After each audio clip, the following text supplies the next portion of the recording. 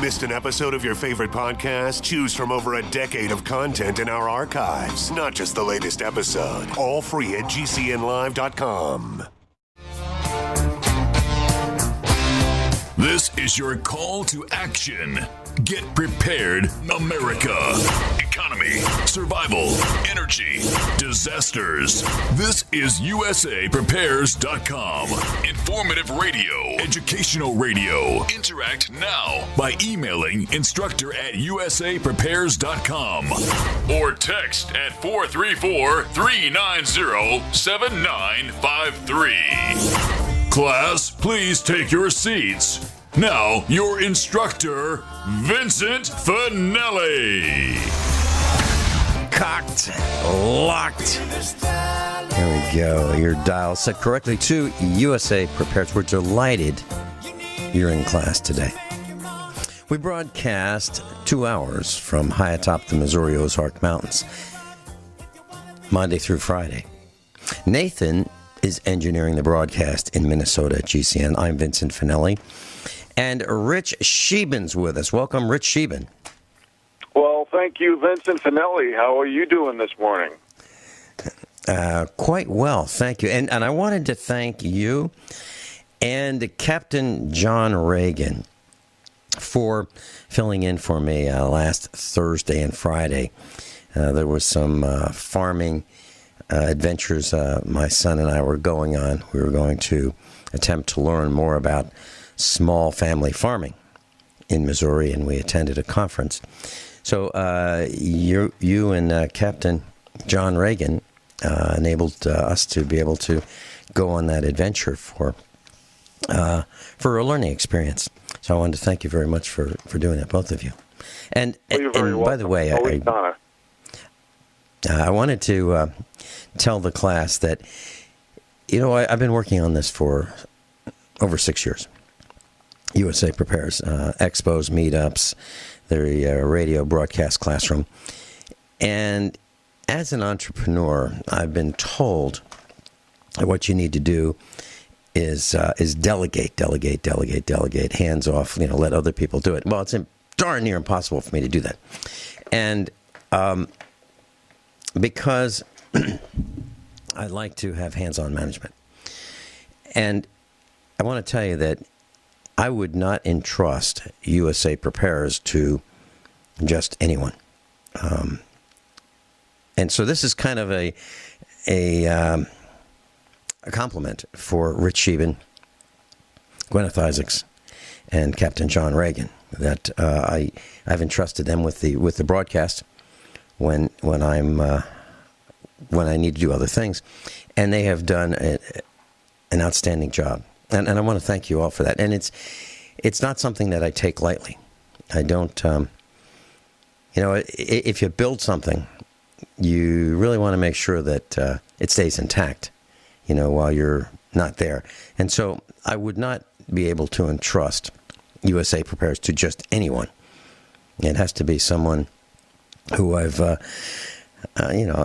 gained, or they've gained my trust and vice versa. So Dr. Richard Allen Miller, Norm Shealy, you could add them to the list, and a few others. But not just anyone. And the reason I'm telling you this, class, is I think that as we get farther down the road and closer toward worse times, you need to figure out who you can trust and who you can't trust.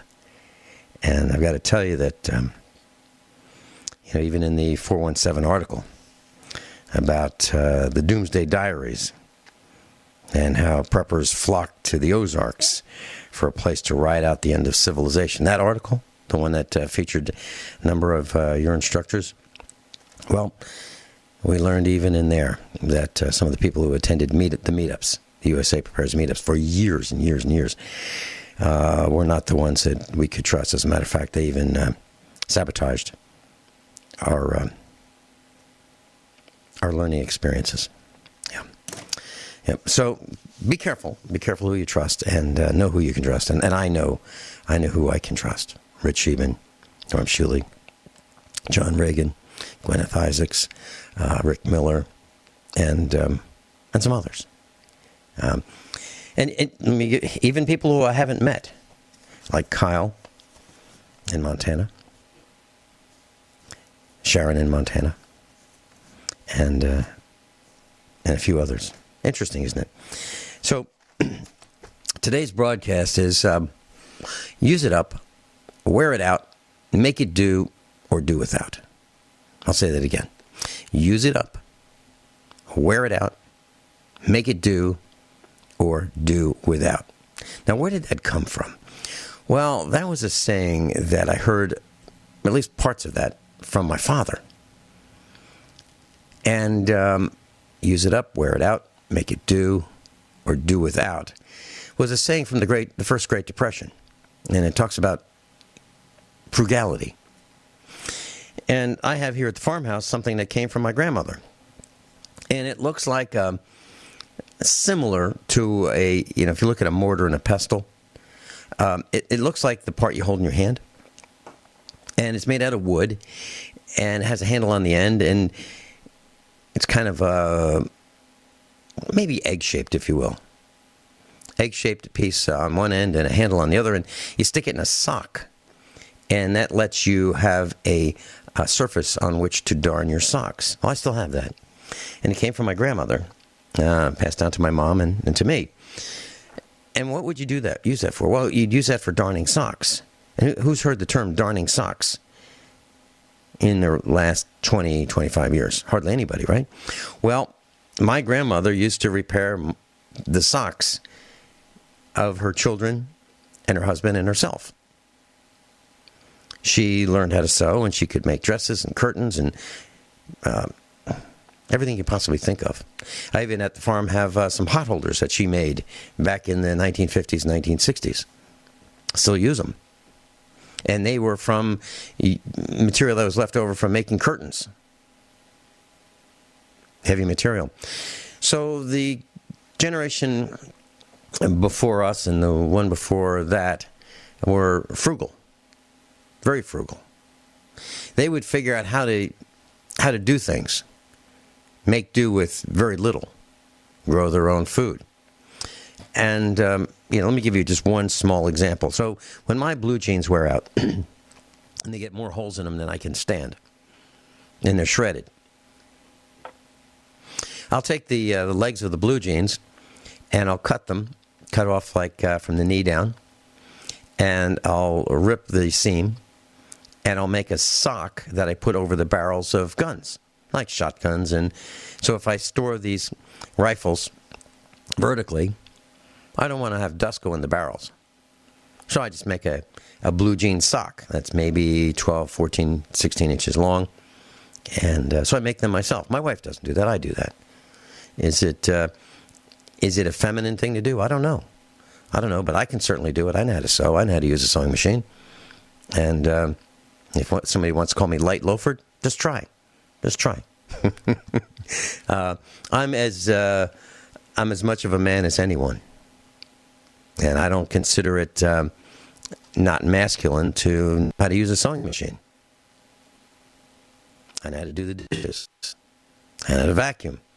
I know how to do a lot of things that women know how to do. And my wife knows how to do a lot of things that men traditionally do. And I think we need to think more about doing that. It's okay for me to be in the kitchen. It's okay for my wife to be under the car. The car's on the lift and we're pulling out a transmission. It's okay. It's great. Who would I rather have work with me than my wife or my spouse or my children? Think about that. Rich, you have any comments on that? Well, as far as frugality, when you live off-grid, that's almost the middle name of off-grid living. It's about self-sufficiency. I remember it took me about 10 years to cut down all the dead trees on my property. That turns into what I call free heat. In other words, firewood. Every piece of junk mail, every napkin that we use, everything, boxes that come in the mail, gets used as kindling boxes. We throw our kindling in there, and we use it to start our fires in the morning. When you have chickens, goats, Great Pyrenees dogs, and a compost pile for gardening, zero waste. We have zero waste. Maybe like a plastic bag or something like that. But even our dog food and chicken food bags, we recycle and use as garbage bags. We use everything at least twice. This lifestyle is the king and queen of recycling. So frugality works very well here because we have the opportunity to do it. When you have a little land, you have a little acreage, you can store stuff, whether it be an old PVC pipe, whether it be a piece of metal from an old shed, whether it be whatever it is, you throw it in the pile, old fencing. It's unbelievable how often you use that. And when so many people live in the subdivision, cookie-cutter, follower, politically correct environment, they don't have the opportunity to do a lot of this because they don't have the space to store a lot of this stuff, and they have to throw it away. And then they force you to spend big bucks on taxes and insurance, on garbage collection, on electricity, especially with all the mining going on with cryptocurrencies. I can guarantee you electricity will be going up in price. So we have, when you live in rural America, you live off-grid, you have a better chance of controlling your own destiny. Vince? You know, you said PVC pipe. There was a guy who had a barn. Actually, he had two barns that he was tearing down in Arkansas. And the barns were 350 to 400 feet long. And they were 40 feet wide. And what he was doing is he was taking apart the roofing. He was taking apart the sides. He was taking the trusses apart, these iron trusses, and the watering systems. And he was just selling it bit by bit. And so I bought several hundred feet of used PVC pipe. Used. Now this pipe was used to put fresh water into the chicken waterers. He probably had a couple thousand feet of it. So I bought, a few hundred feet of it, put it on the trailer, put some used roofing material on the trailer, put some used 2-inch by 13 feet long foam.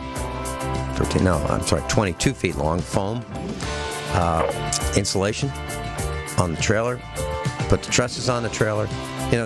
I bought those things and I made a barn out of it. I made a barn that I can put tractors in. So frugality is just something that we do.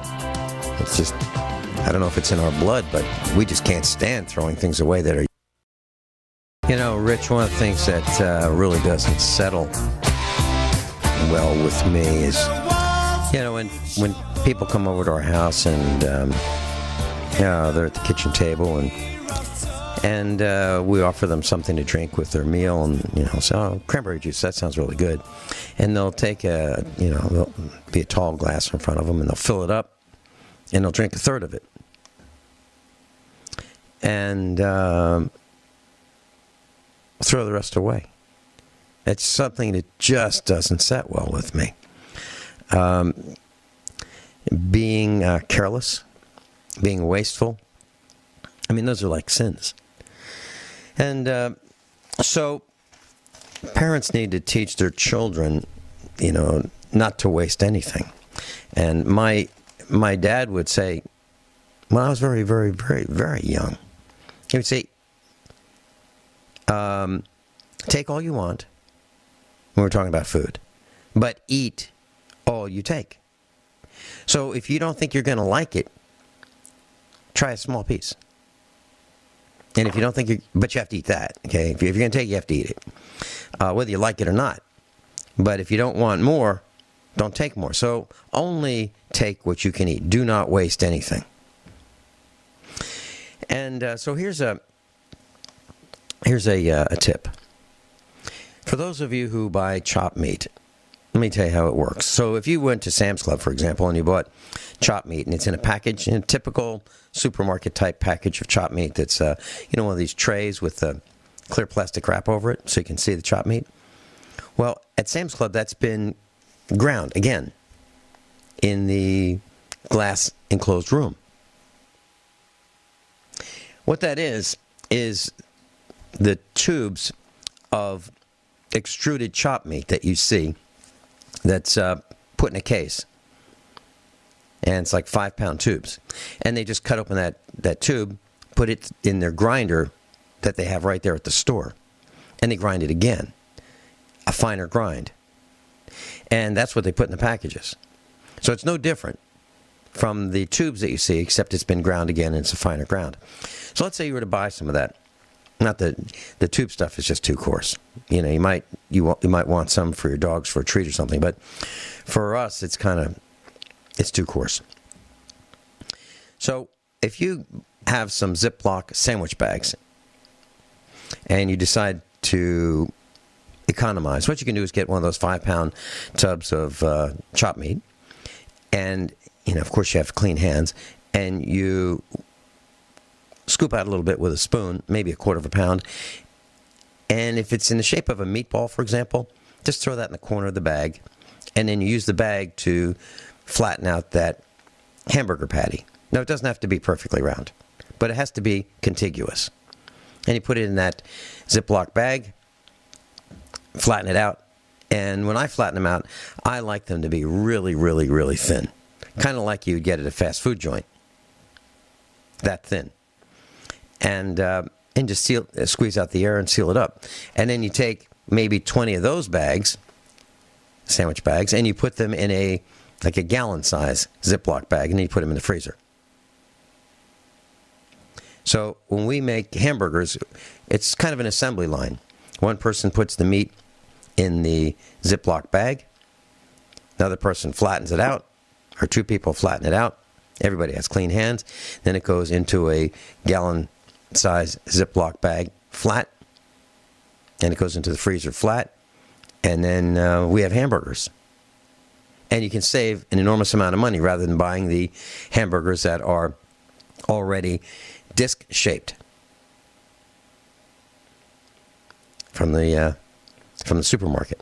Just a quick tip. Rich, do you have a tip you want to share with us? Well, you know what? I want to talk about a few things, but I'll mention what you were talking about, frugality and not being wasteful. When a quick story, and I talked about this in the book real quick. My mom grew up, she was born in the Ukraine portion of Russia. World War II made the family flee. She never saw her father. They got taken by the communists, probably killed. And her mother was put in the concentration camp for 20 years. And the only reason she survived is because she knew how to eat edible medicinal plants. And looks like I will finish that story, Vince, on the other side of the break. Okay, Rich Stevens with us, Off-Grid Montana, offgridmontana.com. And we're talking about frugality. Use it up, wear it out, make it do, or... Rich Stevens with us. Rich, just as a note for our class, there's a solar storm that's going to hit the Earth tomorrow. And it could knock out electronics, could damage satellites. We could see some auroras. It could knock out part of the power grid. Now, I'm not advising anyone to panic, but NASA has reported that they saw a solar flare. It's releasing coronal mass ejection earlier this week. It's expected to hit Earth tomorrow, which would be Wednesday, March 14th.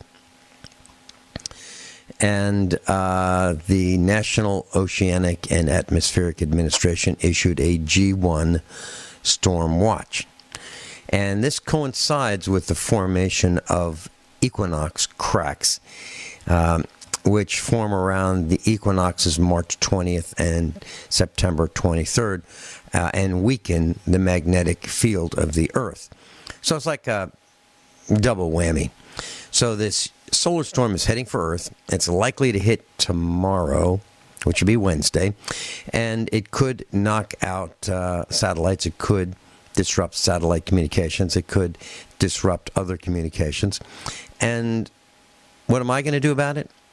Well, I've got a lot of our wiring is grounded. Some of it's in metal conduit. I'm going to disconnect any sensitive electronics that we have. I'm going to unplug them. I'm going to unplug the network cables, the charging cables, those kinds of things. That's what I'm going to do. So you don't have to do it if you don't want to. If you want to be cautious, you may want to consider doing that. I'm going to post an article on the website, USA Prepares, that will tell you a little bit more about it. And for those of you who have a Faraday cage, you might want to consider putting some of your valuable electronics that you're not using in the Faraday cage. And what is a Faraday cage? It's a metal box. It's a metal box surrounded on all sides with metal. No holes. Or very, very, very tiny holes. What could make a really good Faraday cage? Well, that would be one of those older style garbage cans that we used to use in the 1950s, 1960s that are galvanized with a galvanized lid. Not plastic. It's got to be metal on all sides. Okay? So you can, but you have to insulate the electronics that you put in these metal cans. So, for example, if you have electronics and you're going to put them in one of these clean garbage cans that are metal, you put the electronics in a cardboard box, which insulates the electronics from the sides, the inside sides of the garbage can or the Faraday cage. So you want them, your electronics to be electrically insulated from the Faraday cage itself. Now, a small Faraday cage, not as good, would be an ammo can. What would be better would be a cookie tin. You know, the kind of tins that you get cookies in for Christmas. Yeah, typically they're round. They have a round lid. They seal pretty tightly. Wrap your electronics in something that insulates them. Cardboard's fine. Do not let the electronics touch the metal surfaces inside your new Faraday cage. So just a thought. But, you know, if you're at work, that's going to be a problem unless you bring your little portable Faraday cage with you, you know, like that cookie tin. Just wanted to let you know that. And also, I got an email from Joe. And Joe was listening to Norm Shealy and me yesterday. We're talking about ultraviolet lights to disinfect the water systems. And Joe said, yeah, and that's good. But if the power fails within a few days, you're going to have bacteria growing on the quartz tube. He's correct. So in my case, what I'm doing is I have an uninterruptible power system that I've wired throughout the whole house. I took a large UPS, 1,500 watts, parked it in a location that is secure, and that's plugged into our solar system. So we probably have a pretty good power supply as long as the sun's shining. And if the power is interrupted, the UPS will take over for 10 to 20 minutes, and it'll keep the system going. And if I have to, I can fire up the generator, charge the solar system batteries, and keep running. So if you're going to try this, you need to make sure that you do not let your ultraviolet light that is disinfecting your household water system go without electricity for very long. You know, a couple days would be the absolute maximum that you'd want to let it go without running the ultraviolet light in your water disinfection system. Just want to share those thoughts. Rich, you were talking about edible and medicinal plants. Yeah. Before, I just wanted to ask you a question, Vince, regarding what you just said.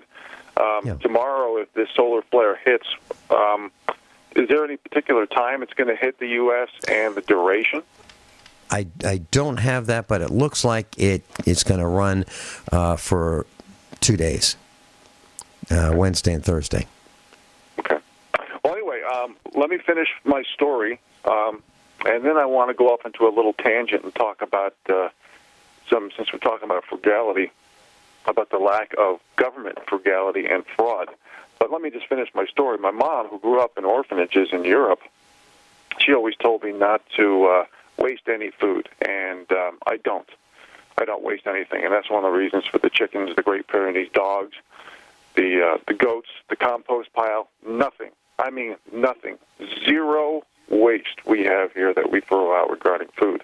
And when I hunt, I've been all over Alaska and most, if not all, of the provinces of Canada, a few states as well, like Montana and Idaho, obviously. And I make sure that I take every 100% of the meat that I harvest. My caribou, my muskox, you name it, whatever I've gotten in the northern country over the years, I have taken home. Moose, and I've been in many hunting camps, folks, where people just don't even care about their meat. They say they give it away to locals. That's one of the reasons I don't hunt in Africa. I've been invited several times. I'm not going to chastise anybody who does, but I just have a personal goal. If I'm going to kill something, unless it's like a wolf or a coyote or a grizzly bear, something you can't eat that's non-edible, I'm going to bring home every part of that animal, and that includes the meat as well. And I give away 50% of the meat when I get home to people who appreciate it. So that being said, what I want to do, Vince, there's a few things on my agenda today because 2 hours goes so quick. I want to talk a little bit about frugality and some of the fraud that's happening. And the reason why I want to talk about this, and we discussed this off the air the other day, I want to talk about it, and I'm quoting here, bombshell new book offers revelations about federal agents' overreach and exposes how a U.S.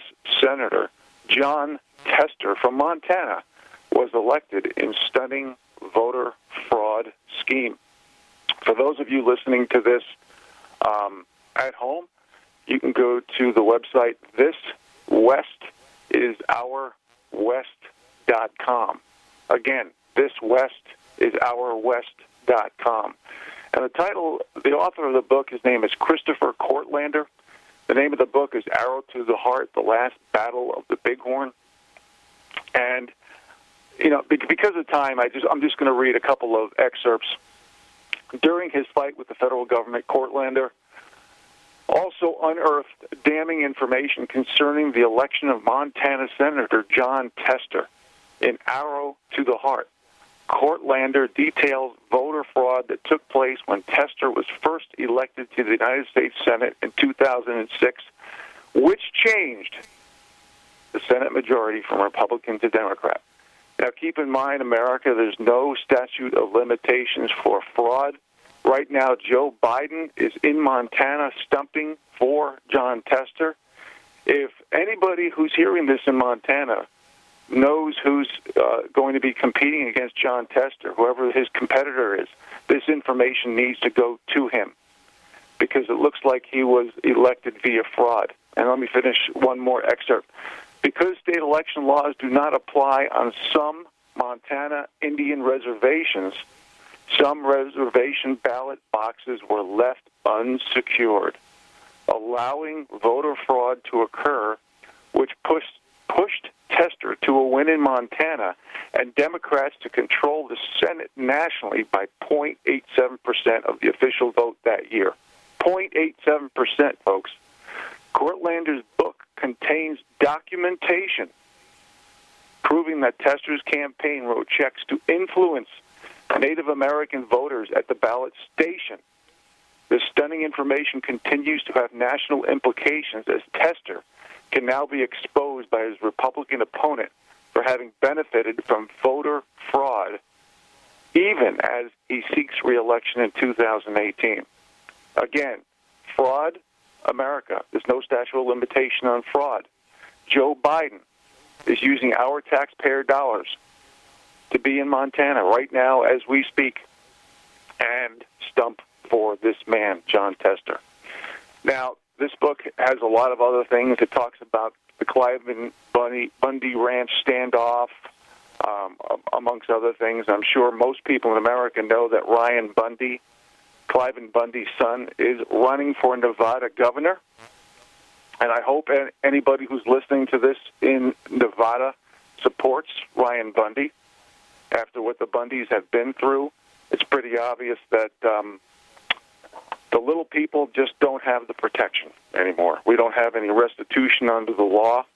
And if I can go off into another tangent, Vince, I just want to talk briefly about a hero, Kevin Shipp, ex-CIA whistleblower. And he talks about a lot of things, but speaking of frugality and money waste, to keep our conversation in context, He talked about, I'm just going to mention a few things that he's talked about in the video recently. Now, you tell me, America, if this is by the people, of the people, and for the people, because we're not voting on this. We don't have a vote on this. $50 billion was spent on total intelligence agency budgets, $598 billion with a B, defense budget, $150 billion cost of overseas military bases, $5.9 billion in military aid to foreign countries that hate us, $4 billion to congressional lobbyists. And after we get back from the break, I'm going to mention very briefly what the cost is to American security and the defunding that's occurring to the bottom 93% of Americans. Ben?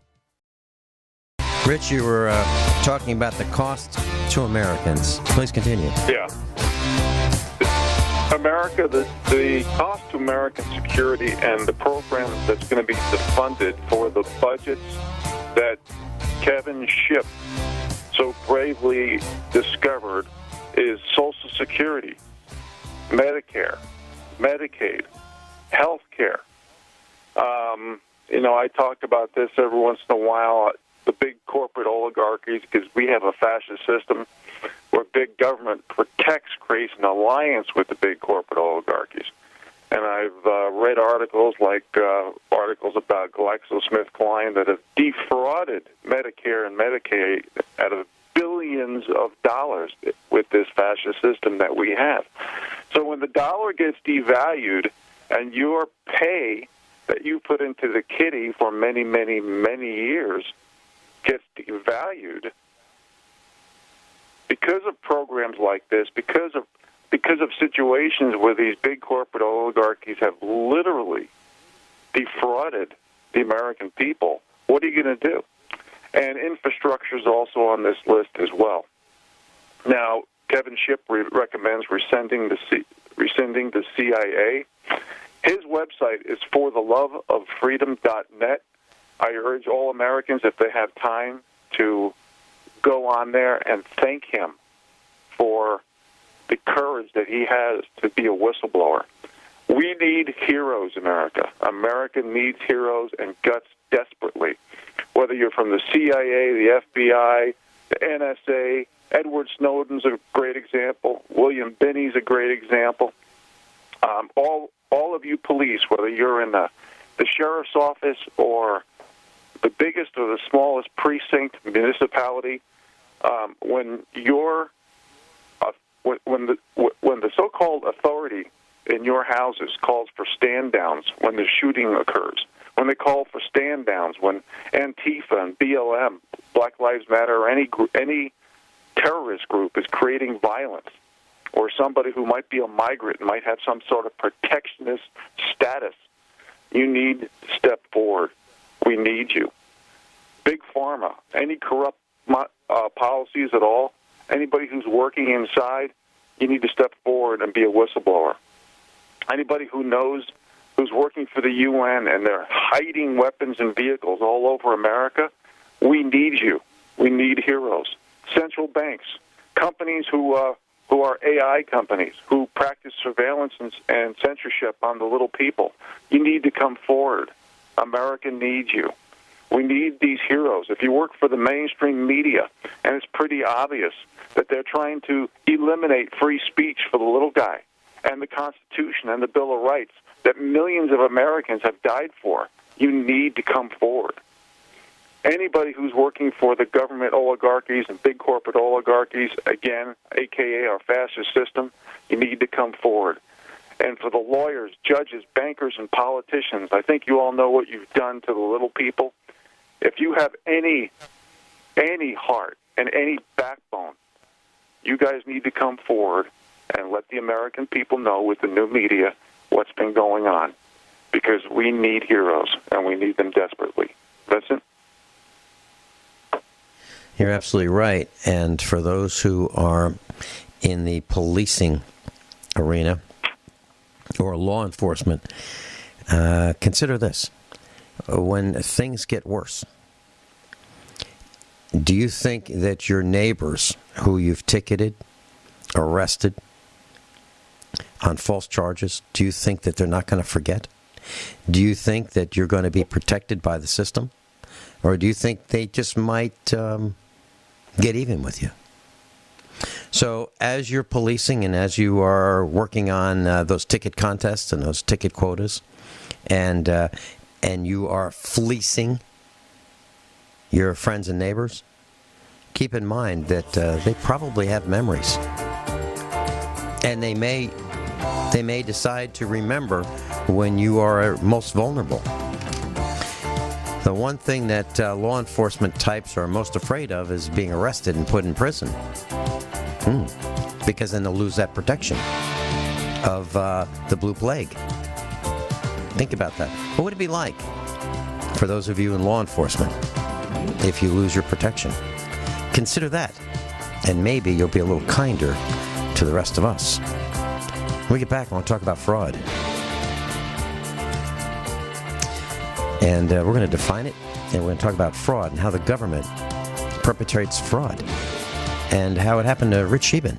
Everyone all set? Cocked? Locked? Hour number 2 of USA Prepares. If you'd like to give us a call, 866-582-9933, 866-582-9933.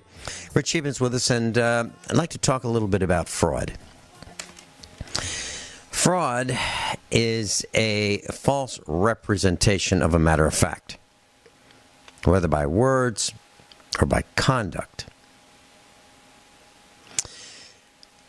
Fraud is trickery, deceit, an intentional perversion of the truth in order to induce someone to part with something of value or to surrender a legal right.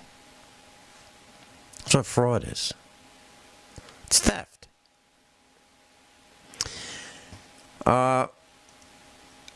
There are 6 laws with no statutes of limitation, according to banktalk.org. So if you kill someone, a charge of murder can be made at any time. Fraud and embezzlement. You'll be, according to this website, you'll be looking over your shoulder forever. War crimes. If you commit a crime against humanity, you do not have freedom from prosecution. Kidnapping. You can't take children and avoid the statute of limitation. Sex crimes and treason. Those are some of those laws with no statute of limitations. Now, since we've said that, Rich, would you mind sharing with us what has happened with your property taxes and how your local corporation posing as government has decided to increase the valuation of your property fraudulently with no information backing up their claims? Would you please share that with us? And then I have a comment about that, because I'm sure you're not the only one. No, I'm not the only one. I'm not the only one. First of all, this happened to a lot of people in Montana. This happened to a lot of people across the country because pensions are in the red. Governments are getting bigger. They're overspending. They're too big. They're too corrupt, too manipulative, and they're looking for money. So instead of giving money to the people who put into the kitty, they're giving money from the middle class to everybody else and feathering the nest of the executives at both the corporate oligarchy level, and I could talk about that in great detail with stock share buybacks, dividends, executive cash, mergers and acquisitions, etc. But specifically to answer your question, Vince, I had, a few years ago, I actually had a tax assessor come over to verify that I lived off-grid.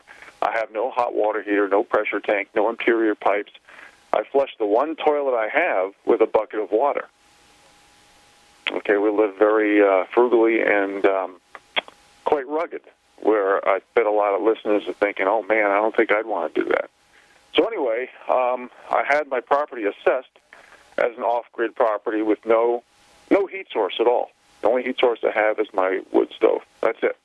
I have no other heat source in this cabin. And, I think it looks a lot prettier from the outside than the certain accessories I have on the inside. It's basically a shell. It's a log shell. So I had it assessed, and everything was fine, and all of a sudden, I noticed my property taxes went up dramatically, like 3 times. And so I looked into it, and I contacted the county seat, which is Libby, and I spoke to a few people there, and some of these people were very helpful. One of the people there, her name was Bonnie Drews, and she told me that an assessor from a neighboring county came over. His name is Dan LePen, and he was raising everybody's property values. And apparently he changed my valuations, and not only as per Bonnie Drews mentioned that he changed my valuation from off-grid to on-grid. He also said that I had a finished basement, which I don't. He also said that I have modern heat, which I don't. He also said I had 2 finished bathrooms. I don't even have 1 legal bathroom, okay? And that's the part that is, it's almost hilarious. But it just shows that the state, at every level, because power corrupts and there's no due process,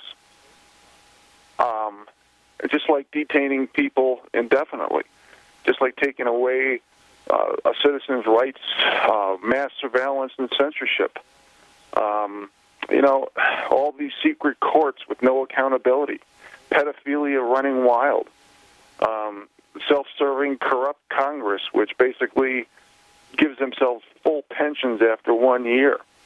And this is why I always talk about practice what you preach laws. And this is why Ryan Bundy is running for governor of Nevada, because of eminent domain laws and just basically saying that if you're in the bottom 93% of income, we are not going to give you any rights. You're not going to have any restitution or protection under the law, especially depending on what group you're from. So the personal gain goes to the millionaires and the billionaires and all the contributions to campaigns, the lobbyists, the special interests, the PACs, the government grants that are superseding free markets and supplying demand for pork barrel spending, the police state being militarized. We all know what the FBI, CIA, NSA, and all of these, they appear to be owned by the highest bidder. 2 big antitrust monopolies, and the too big to fail and too big to jail. They don't even get a slap on the hand anymore. So the little guy has nothing. No protection under the law. No, the rules, laws, and accountability, that's why I always say that, are totally tiered depending on what group you're from. Now, the bottom 93%, they make it so we infight and divide and conquer within the little guy realm. And that's why they use skin pigmentation and gender and religion and sexual orientation and all this victim group status and protectionist group status. So we keep fighting against each other to keep the distraction going. Basically, and pardon my digression here, what has happened in Montana, and even to me with the specific examples that I mentioned, has changed my valuations dramatically, where think about all you people who are listening to this program right now in America, who are especially small and medium-sized businesses trying to eke out a living. If you did any of this stuff, from like the big corporate, big pharma like GlaxoSmithKline defrauding Medicare and Medicaid out of billions of dollars, when Kevin Shipp made it very clear that all this is going to be defunded to basically fund all these so-called intelligence agencies that no longer work for the American people and work for the highest bidder. And here we are trying to eke out a living just to survive. It's about surviving right now, America. That's what it's about. And they can take your property, change your valuations, and you don't even have a say. And here we are. And when I tried to sue GlaxoSmithKline, when I got diagnosed with spinal stenosis and nerve damage, they wouldn't allow me to work part-time because they said it was for women only. And I had attorneys. I consulted about 30 different attorneys. One attorney told me that I don't have enough group self-pity points as a white male. And the white male syndrome isn't even true because there's so much hypocrisy backing that up. It's about the poor/middle-class white male heterosexual with a Christian name. It's the aristocracy controlling the masses. How often, America, do you hear the mainstream media saying, well, we're going to confiscate the wealth of Zuckerberg? You know, the guy on Facebook who called the American people effing stupid? Or how about Zucker from CNN? How many of the Rothschilds and Rockefellers and the Bill Gates family is going to get their wealth confiscated? How about Jonathan Gruber's family, the architect of Obamacare, who called the American people stupid? Are you going to confiscate their family's money? How about Jeff Bezos, Soros, Murdoch, the Clintons? You really believe this BS about white male, about whites in general? It's all a bunch of crap. Basically, the aristocracy is trying to break the back of the little people, which is the bottom 93%, where we don't get restitution and we don't even get protection under the law. And as we're heading into one of the worst recessions ever with headwinds of demographics, the highest debt ever, credit collapsing, pensions and valuations in the ridiculous realm, and global corporate and household debt and government promises beyond pronouncing. The game is so rigged that the little guy just doesn't stand a chance to make it, especially with group identity politics. I've got a solution. Please. So since statute of limitations does not expire, and it may in some locales 7 years, but since in your case it's really simple, I would have a meeting. I would set up a meeting with the county assessor. And I'd say, I want to talk about my taxes. And then when I arrived, I'd say, just want to let you know that you guys need to adjust my taxes back down because I don't have these things. They'd say, well, you have to wait till next year because, Rich Scheben, you missed the meeting. You know, we gave you, it was published in the newspaper, you had 2 weeks in order to appeal your assessment, and you missed it. And when we come back, I'll tell you the rest of the story. George in New Hampshire's on hold. George will be with you in just a minute. I just want to tell the rest of the answer to what you do about the taxes in the way the Finelli family would do it. We'll be right back. So, Rich Scheben, you've been assessed for things that you don't have. You've been assessed as on-grid.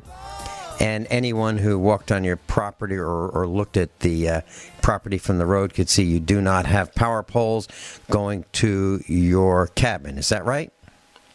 That is correct. And the irony is I had the assessor, the last assessor from Lincoln County here, in my house a few years ago, and now since he retired, apparently they reassessed my property with a assessor from a different county, as they did other people's. And here we go. Okay. Well, just a word to the wise. Now, you might have been friends with the former assessor. I would suggest to our class that they never make friends with the assessor because the assessor is not your friend. The assessor is someone who wants to charge you for living on your land and forever. And so you've been assessed for on-grid. You do not have power poles. So obviously you could not have on-grid electricity. Then they said that you had a heating system, which you don't have, and they said that you have 2 finished bathrooms, which you don't have, and a finished basement, which you do not have. Now, I would submit that that's fraud, okay, because they didn't contact you, they didn't ask you, and they have no evidence. of this because none of it's true. Okay, so I would go and have a meeting with the tax assessor. I would bring a witness with me, and I would introduce the witness, and I'd say, I'm Rich Scheben, and I'm here to discuss my assessment. Now, show me why you have assessed me for on-grid, having modern heat, 2 finished bathrooms, and a finished basement. I want to know why. And I'd like to go line by line with you, every single iota of my tax assessment. And we'll just sit down, and we're going to go through this until I'm satisfied that it is now accurate. Now, also, what we're going to do is you are going to adjust my real estate taxes to where they should be. And they'll say, well, no, we can't do that because you missed the window. And I'd say, well, there's no limit on this limitation on fraud. So you're going to fix it right now because you've perpetrated fraud. And by the way, I don't know if you might want to write this down. Let me spell it for you, USAPREPARES.com. You can go to YouTube. You can go to republicbroadcasting.org. You can go to Genesis Communications, GCN Live. You can do a search on it. And I'm 20% of that broadcast. And I'm going to be talking about you, Bonnie Davis, the assessor, and Dan LePen, the out-of-county assessor. I'm going to be talking about you, and I'm going to make you famous. And I want to make sure I've got the spelling right because I'm going to list those as keywords for the search engine. So here's what we're going to do. You're going to fix this right now. Not now, but right now. Because you have committed fraud. Now, in addition to this, I'm going to the newspaper and I'm going to see what I can do to make sure you are retired as of tomorrow.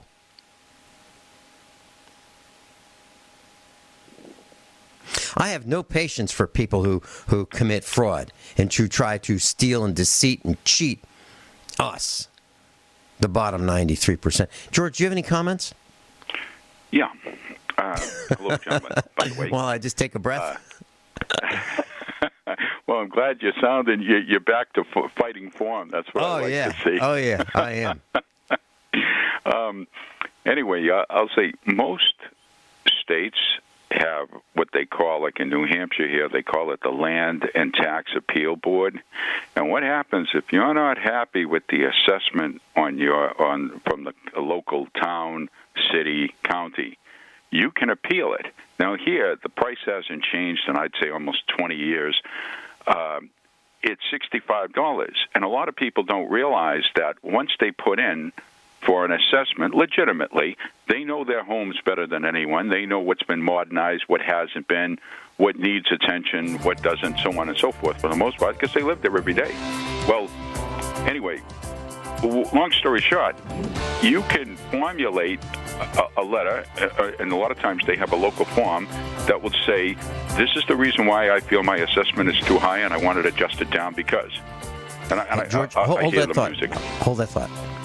We'll be right back. Rich Scheben's with us. George in New Hampshire's with us. George, you were telling us about appealing the assessment, a $65 charge in your neck of the woods. Please continue. All right. What would happen is that a lot of people would give up at the level with the town, thinking, well, there's nothing we can do because routinely they'd be shot down. Well, this particular town I'm in had a major employee that went out the door about 15 years ago, and it really impacted the local economy. A lot of people were thrown out of work. That it was a pulp mill that had been here for over 100 years. And what ended up happening was a month before they closed their doors, the industry closed its doors for the final time, the city had a private, politically connected assessing firm that moved in and jacked up everybody's assessments by more than triple. So I don't like you, Vin, like you, Rich. We don't like to see people get taken advantage of, especially like when you're in an area that's poor to begin with, depressed to the point where, in other words, people are getting by. So when they did this, the general consensus was you would go in, they'd have informal hearings. Well, they'd knock a little off the top, but they basically already took 3 times more than really. It was more money than we could ever sell these homes for. So what I did, I became like a one-man. I won't take all the credit for it, but let's just say the snowball effect. What ended up happening is there's certain venues where you meet people who are frugally minded. I'll use the term yard sale, all right, which is near and dear to all of our hearts, I'm sure. Well, I would talk to people. Now, I'm talking legitimate. I'm not telling people who were connivers or people who were lying. I'm talking about people who legitimately were in homes that were assessed for $80,000 that they couldn't get 50 for. So I would say, are you happy with your assessment? And whenever you can show your fellow man a way to save money, usually they perk up and listen. So it ended up that I would tell them, I said, look, I stumbled across what the city was doing and this political firm, assessing firm. They would they didn't want to look too bad in the state's eyes. So what they'd do is they'd take a huge chunk of your income and they'd throw you back a few crumbs just so they could go back to the state and say, well, you know, we did lower his assessment by $2,000 or $3,000. And in the end, I won't go on and on. I'll just say that what happened was that it took years, but it got to the point where one thing about state agencies, and I've worked for the government before, nobody likes to have their workload increased, especially when it's easily avoidable. And it ultimately came to the point where this outfit was assessing houses for 80s that were routinely selling for 30. Finally, the state says, look, you got to hire another assessing firm. And they got a very good assessing firm that was from out of state, and let's just say I think they cut everybody's assessments by half.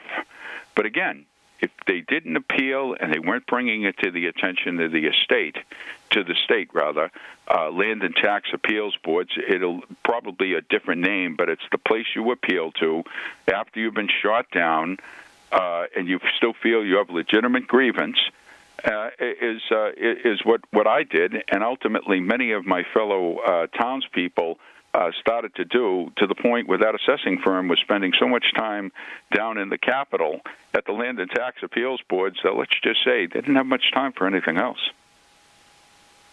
Excellent point.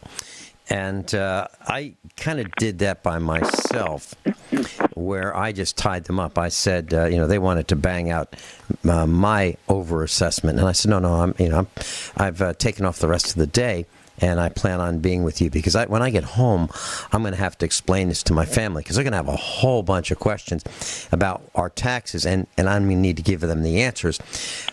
And I don't know the answers yet, so I need to take some notes, and I have my spiral binder, and I've got my calculator, and I've got my pen, and I'm ready to go. So let's go sit down, and let's go through this line by line. And I have all the time you need for you to tell me how you arrived at my taxes. And that's how we started. And I spent a couple hours with the assessor until every single question I had was answered. And I did it twice, once in Virginia, and they hired a private assessing company, and my taxes went up just like yours did. And this was probably back in the 1990s. And I challenged that, and our taxes went down, and significantly.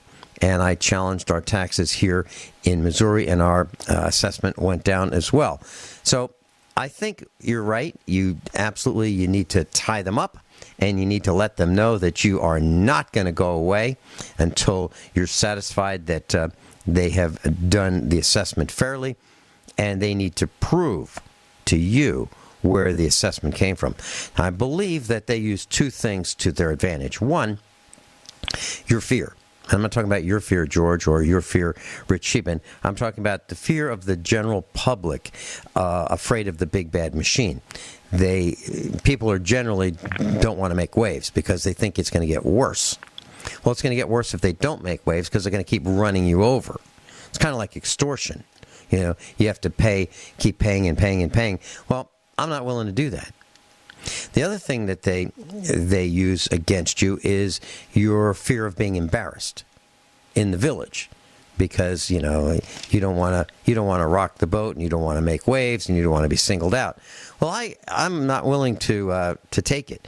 So when I was threatened by the state of Missouri,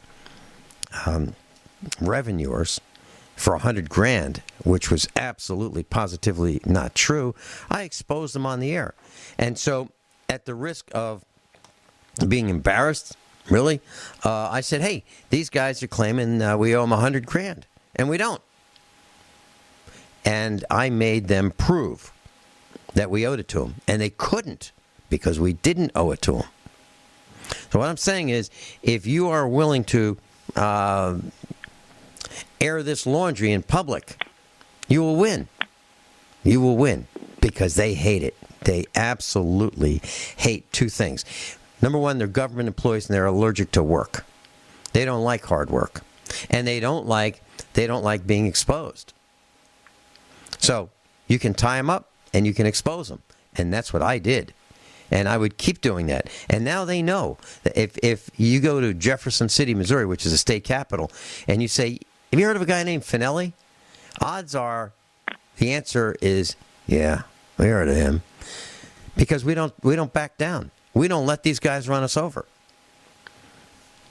So I think what you said is... Yes. You have the moral high ground, too. You and Rich, because you know you're telling the truth. That's right. And, that's a very important point that you bring up, George. When I fill out our... I've been preaching to our class, you have to do your own taxes. You can't hire somebody to do your own taxes because then you don't know. Then you don't know what's in there, and geez, they're threatening us with an audit unless we pay this extra $4,000 or $5,000 or $10,000. And geez, I don't know, because this guy did our taxes and we trust him and he's a good guy and boy, he's the best and he knows all the deductions. Shoot, we must owe it. So maybe they'll settle for like a few thousand less. Maybe let's talk to them. No, actually, let's just pay it. That's kind of the discussion that happens. But if you do your own taxes and you fill out your own forms and you look at the mail rather than just pay the bills and you go line by line on your credit card statements and you look at everything and you scrutinize it as if it's your money, which it is, you'll know the answers. And then you can challenge them. So I don't challenge them because, I've cheated on my taxes. I don't cheat on my taxes. I use their rules to my advantage. Literally, I use their rules to my advantage. And not only do I use their rules to my advantage, I use their rules in the planning of how I buy things. And that's only a smart behavior, in my opinion, to use their rules to play the game. Now, if you go back to, governments from the beginning of time have been corrupt. If you look at our founding fathers, they're a bunch of criminals. According to the Crown, they're a bunch of criminals. If you look at the Vatican, a couple hundred years ago, they're a bunch of criminals. Literally, the Borgias, look them up. It's unbelievable. Murder, mayhem, incest. It's boundless what's happened at the Vatican. I was raised Roman Catholic.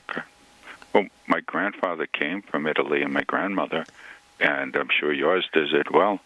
And, they would say, my grandfather would say in front of my aunt and my mother and other, he says, the popes had children, and the Vatican owned factories and other things over there. And my aunt would say, Pa, don't say that.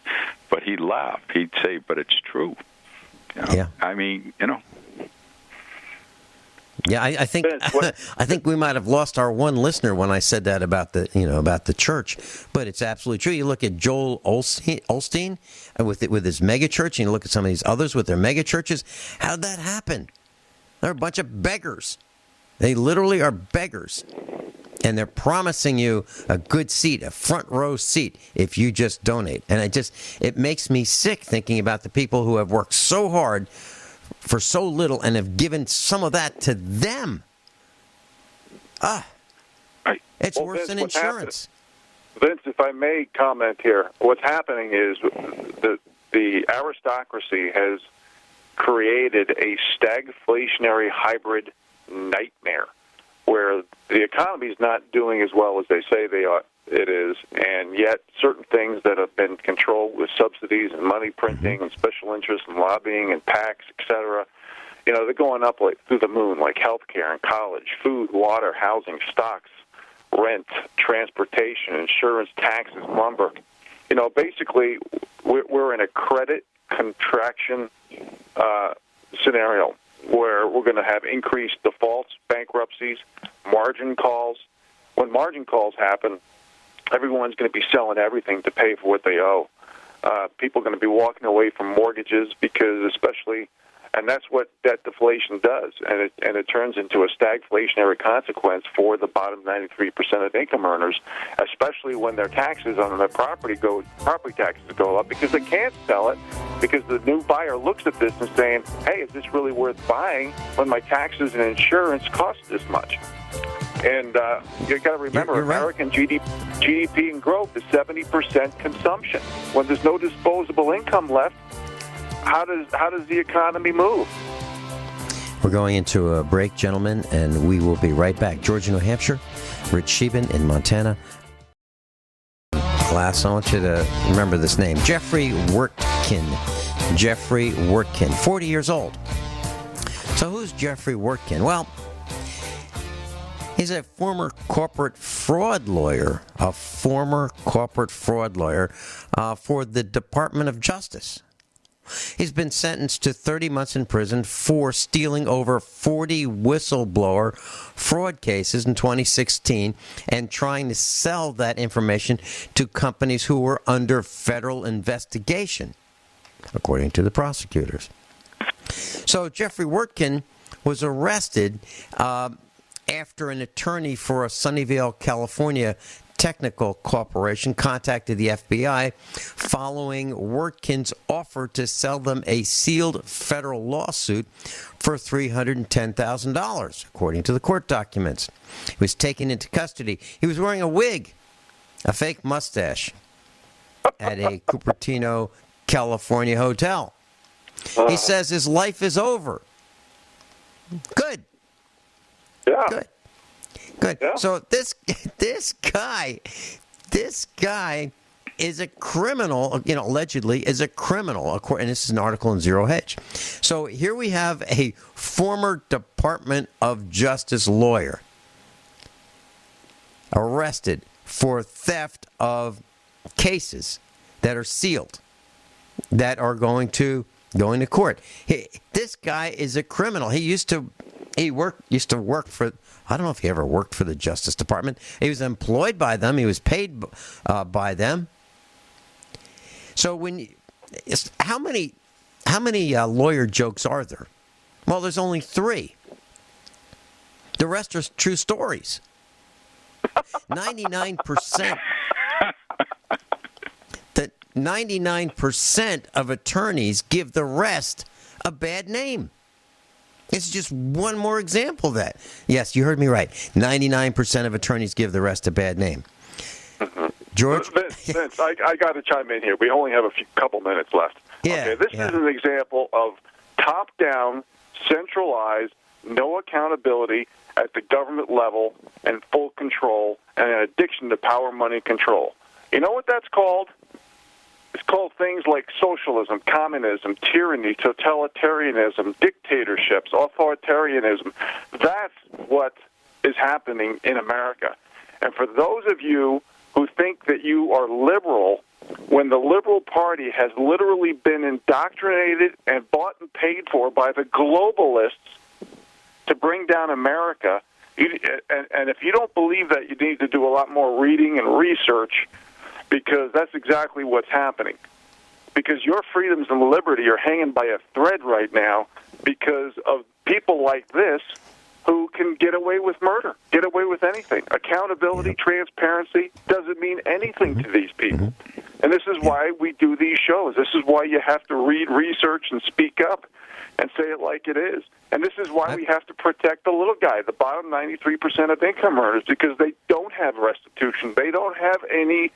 They don't even have the law to protect them anymore, to protect us. I've got a comment I want to say, and I'd love to hear George's response to this.